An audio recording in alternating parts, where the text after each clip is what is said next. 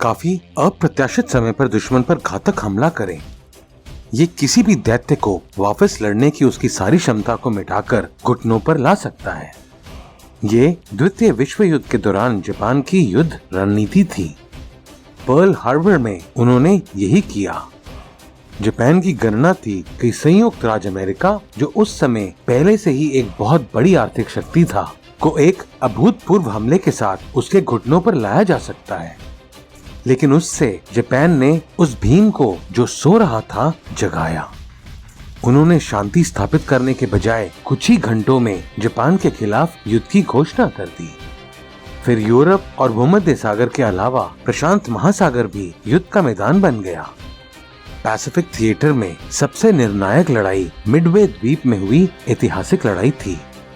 हालांकि दोनों पक्षों ने बहुत चतुर रणनीति और अन्य रणनीति का इस्तेमाल किया, लेकिन अंतिम जीत संयुक्त राज्य अमेरिका की थी, और वे भी संयोग से।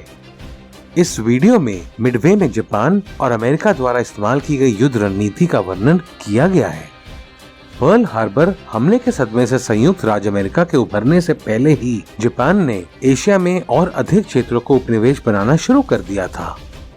उन्होंने कुछ ही हफ्तों में फिलीपींस, मलाया, सिंगापुर और डच ईस्ट इंडीज पर कब्जा कर लिया। लेकिन अगर जापान की साम्राज्यवादी महत्वाकांक्षाओं को पूरा करना है तो अमेरिका के पलटवार को रोकना होगा। जापानी नौसेना के एडमिरल यामामोतो अच्छी तरह से जानते थे कि उनके विमान वाहक को नष्ट करना आवश्यक है। उन्होंने दोहराया कि अमेरिकी विमान वाहक पोतों को लगातार हमलों के जरिए निशाना बनाया जाना चाहिए, लेकिन जापानी नेतृत्व ने इसे गंभीरता से नहीं लिया। उसी समय पर्ल हार्बर पर हमले से क्रोधित अमेरिकी लोगों ने तत्काल प्रतिशोध के लिए चिल्लाना शुरू कर दिया। राष्ट्रपति रूजवेल्ट ने जापान की राजधानी टोक्यो पर जवाबी हमला करने का आदेश दिया। टोक्यो जैसी लंबी दूरी पर हमला करने की क्षमता रखने वाले बमवर्षक उस समय उपलब्ध नहीं थे। इसलिए अमेरिका की योजना यूएसएस हॉर्नेट विमान वाहक पोत से B-25 बमवर्षकों का उपयोग करके हमला करने की थी। 18 अप्रैल को अमेरिका ने टोक्यो पर हमला किया। लक्ष्य जापान के सैन्य और औद्योगिक केंद्र थे। जापानी विमानों ने शहर को निशाना बनाने वाले हमलावरों को रोकने का प्रयास किया, लेकिन कोई फायदा नहीं हुआ। हालांकि इस हमले में जापान को कोई गंभीर क्षति नहीं हुई थी, लेकिन एक बम सम्राट के, जिसे उन्होंने भगवान के बराबर के रूप में देखा करता था, महल परिसर पर गिरा, जिससे जापानी लोग बहुत नाराज हुए। उन्होंने इसे सम्राट पर हमले के रूप में देखा। इसके अलावा ये जापान के क्षेत्र पर हुआ पहला हमला था। जापान के सैन्य नेतृत्व के लिए ये स्पष्ट हो गया कि अगर वे अपने सैन्य सुरक्षा में अंतर को बंद करना चाहते हैं तो उन्हें अमेरिका के विमान वाहक को नष्ट करना होगा। एडमिरल यामामोतो, जो पर्ल हार्बर हमले में शीर्ष पर थे, को भी इसके लिए नियुक्त किया गया था। यामामोतो की योजना प्रशांत क्षेत्र में एक अमेरिकी चौकी मिडवे द्वीप पर हमला करने की थी। ये हवाई द्वीप समूह का सबसे उत्तरी द्वीप है, जिसमें पर्ल हार्बर शामिल है। मिडवे आइलैंड अमेरिका और एशिया से लगभग समान दूरी पर है। चूंकि ये द्वीप पर्ल हार्बर से 2000 किलोमीटर से अधिक दूर है, इसलिए संयुक्त राज्य अमेरिका ने इसे प्रशांत महासागर में एक रणनीतिक केंद्र के रूप में देखा। नतीजा ये हुआ कि अमेरिका ने यहाँ सारे रनवे और सबमरीन बेस बना लिए थे। यामामोतो की योजना एक छोटे से बल के साथ एलियूटियन द्वीपों पर हमला करके अमेरिकी सेना को विचलित करने के बाद 3 चरण का हमला शुरू करने की थी। योजना की शुरुआत मिडवे द्वीप पर 4 विमान वाहक पोतों से जापानी युद्धक विमानों के हमले से होती है। हवाई हमलों के माध्यम से द्वीप की सुरक्षा को नष्ट करने के बाद पैदल सेना दूसरे चरण में द्वीप में प्रवेश करेगी और उस पर कब्जा कर लेगी। हमले की जानकारी मिलने के बाद जापान आसानी से अमेरिकी विमान वाहक पोतों और पर्ल हार्बर से मिडवे द्वीप की ओर जाने वाले अन्य जहाजों को निशाना बना सकता था। जापान की गणना ये थी कि प्रशांत बेड़े में अमेरिकी विमान वाहक और अन्य जहाजों को नष्ट करके इस क्षेत्र में पूर्ण नौसैनिक प्रभुत्व सुनिश्चित कर सकता है। लेकिन ये जापानी योजना की जानकारी अमेरिका को पहले ही मिल चुकी थी। मार्च 1942 तक संयुक्त राज्य अमेरिका ने जापानी सेना के गुप्त संदेशों को डिकोड करने की क्षमता में महारत हासिल कर ली थी। इसने अमेरिका को जापान की सैन्य तैनाती की शुरुआती समझ हासिल करने में अनुमति दी। जापान को ये नहीं पता था। अमेरिका जानता था कि उनके एक सैन्य अड्डे पर हमला होने वाला है, लेकिन वे निश्चित नहीं थे कि लक्ष्य क्या था, जिसे जापान ने केवल वायुसेना के रूप में संदर्भित किया था। अमेरिका के कोड ब्रेकरों ने अनुमान लगाया कि ये मिडवे आइलैंड हो सकता है, लेकिन प्रभावी रक्षा सुनिश्चित करने के लिए इसका सटीक पहचान करना आवश्यक था। इसके लिए अमेरिका ने रणनीति तैयार की थी। उन्होंने द्वीप से एक खुला संदेश भेजकर कहा कि मिडवे द्वीप पर जल उपचार संयंत्र टूट गया है।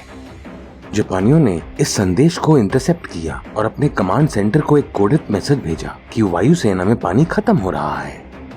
जब अमेरिकी सेना को यह संदेश मिला तो उन्होंने पुष्टि की कि जापानी लक्ष्य मिडवे द्वीप था। एडमिरल निमित्ज ने एक जापानी जाल का उपयोग करके उन्हें बंद करने की रणनीति तैयार की।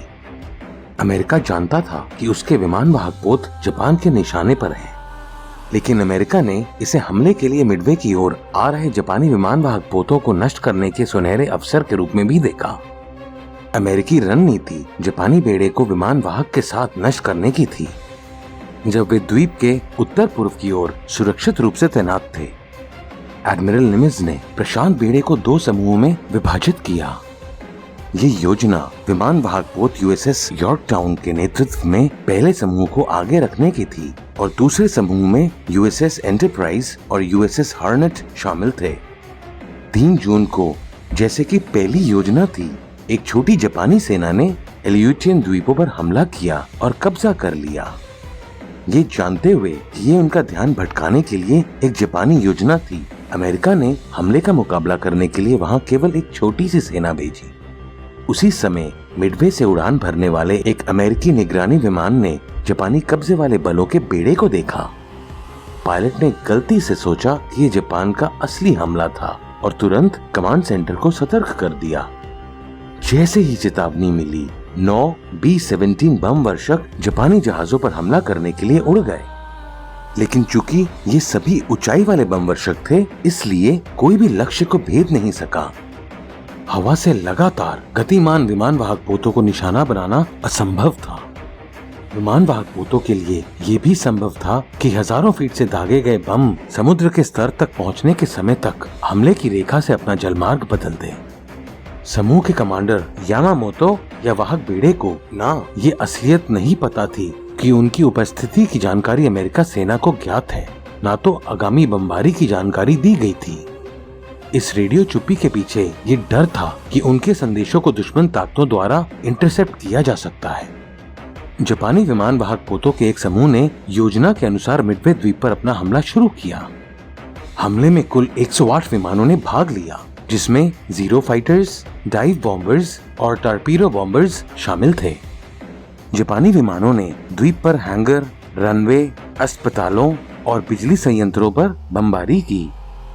आधे घंटे तक चले हमले के साथ परियोजना के पहले चरण के हमले को पूरा किया गया। इस बीच जापानी पायलटों ने कुछ खास नोटिस किया। एक भी अमेरिकी विमान हैंगर या रनवे पर नहीं दिख रहा था। इससे उन्हें थोड़ी परेशानी हुई। योजना के अनुसार जापानी विमान वाहक पोतों का अगला उद्देश्य द्वीप की रक्षा के लिए आए अमेरिकी जहाजों को नष्ट करना था, लेकिन उस समय तक जापानी विमान वाहक पोतों पर हमला करने निकले द्वीप से उड़ान भरने वाले अमेरिकी विमान के पायलट अनुभवहीन होने की वजह से जापान के मजबूत डिफेंस नहीं तोड़ पाए। चूंकि कोई अमेरिकी जहाज अभी भी नजर में नहीं थे, जापानी विमान वाहक बेड़े के कमांडर नागुमो ने द्वीप पर एक और हमले का आदेश दिया। लेकिन ये तभी संभव था जब अमेरिकी जहाजों पर हमला करने के लिए तैयार किए गए विमानों के टॉर्पीडो को पारंपरिक बमों से बदल दिया जाए। जब ये प्रक्रिया चल रही थी, एक जापानी निगरानी विमान ने बताया कि लगभग 10 अमेरिकी युद्धपोत वाहक बेड़े के पास आ रहे थे। तभी नागुमो को पता चला कि अमेरिका को उनके हमले की पूर्व जानकारी थी। नागुमो को स्पष्ट हो गया कि वे फंस गए थे। नागुमो ने अमेरिकी जहाजों का मुकाबला करने के लिए विमान को फिर से टॉर्पीडो से फिट करने का आदेश दिया, लेकिन उन्माद के दौरान विमान से निकाले गए बमों में से कोई भी बम ठीक से संग्रहित नहीं किया गया था। इस दौरान अमेरिकी कैरियर से 116 विमानों ने उड़ान भरी, लेकिन जापानी वाहक और लड़ाकू विमानों ने इनमें से अधिकांश विमानों का पीछा किया। लेकिन जापान को अमेरिकी विमानों का मुकाबला करने और अपने बमों को बदलने में काफी समय लगा। इसलिए अमेरिकी विमान वाहक पोतों के खिलाफ ताकतवर पलटवार करना संभव नहीं था। एक आकस्मिक मोड़ तब आता है जब लगता है कि अमेरिकी जवाबी हमले का बहुत कम प्रभाव पड़ा है। 26 डाइव बॉम्बर्स जो पहले एंटरप्राइज से उड़ान भर चुके थे, उन्हें गलत दिशा में ले जाया गया और जापानी युद्धपोतों का पता लगाने में विफल रहे।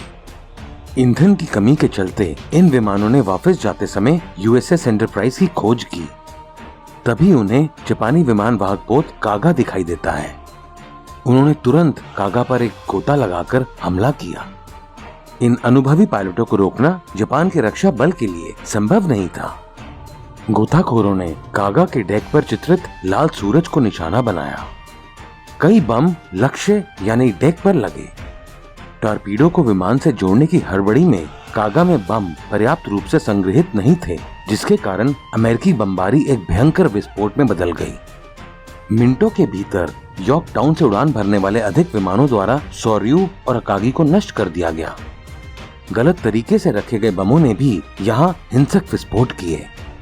अमेरिकी बम वर्षकों ने डेक से उड़ान भरने के लिए तैयार जापानी लड़ाकू विमानों को भी नष्ट कर दिया। इस समय विमान वाहक पोत हिरायू नष्ट किए गए 3 वाहकों से काफी आगे था। हिरायू ने जब उनको लगा कि युद्ध स्पष्ट रूप से उनके हाथ से निकल गया है, यॉर्कटाउन पर एक आखिरी हमले के लिए तैयारी की। अमेरिकी लड़ाकों के प्रतिरोध के बावजूद हमलावरों और लड़ाकों ने हिरायू से उड़ान भरी और यॉर्कटाउन पर हमला किया। हमले में यॉर्कटाउन पूरी तरह से तबाह हो गया, लेकिन बाद में अमेरिकी जवाबी हमले में हिरायू को अन्य वाहकों की तरह नष्ट कर दिया गया था। यद्यपि जापानी वाहक बेड़ा पूरी तरह से नष्ट हो गया था, आक्रमण बलों ने कई और दिनों तक हमला करना जारी रखा। लेकिन युद्ध में अमेरिका की जीत का आभास बिल्कुल साफ था। जापान ने अपने 4 विमान वाहक पोतों के अलावा लगभग 3000 सैनिक और लगभग 300 विमान खो दिए। अमेरिकी नुकसान अपेक्षाकृत कम थे। द्वितीय विश्व युद्ध में जापान की ये पहली हार थी। अपने नौसैनिक बलों के अगुआ रहे विमान वाहकों के नुकसान के साथ जापान ने प्रशांत क्षेत्र में अपने आक्रमण के प्रयास छोड़ दिए। मिडवे की लड़ाई में संयुक्त राज्य अमेरिका द्वारा एक शानदार प्रतिक्रिया देखी गई, जो पर्ल हार्बर हमले के कड़वे अनुभव से जल्दी से उभर गई। अमेरिका के कोड ब्रेकरों ने इसे संभव बनाया। दोनों देशों ने अपनी योजनाएं बहुत अच्छी तरह से बनाई थी, लेकिन अंतिम जीत पूरी तरह से आकस्मिक थी। लेकिन साथ ही द्वितीय विश्व युद्ध का एक और अध्याय दुनिया के दूसरे हिस्से में लिखा जा रहा था। अगला वीडियो भूमध्य सागरीय और उत्तरी अफ्रीका में युद्ध के मोर्चे के बारे में है।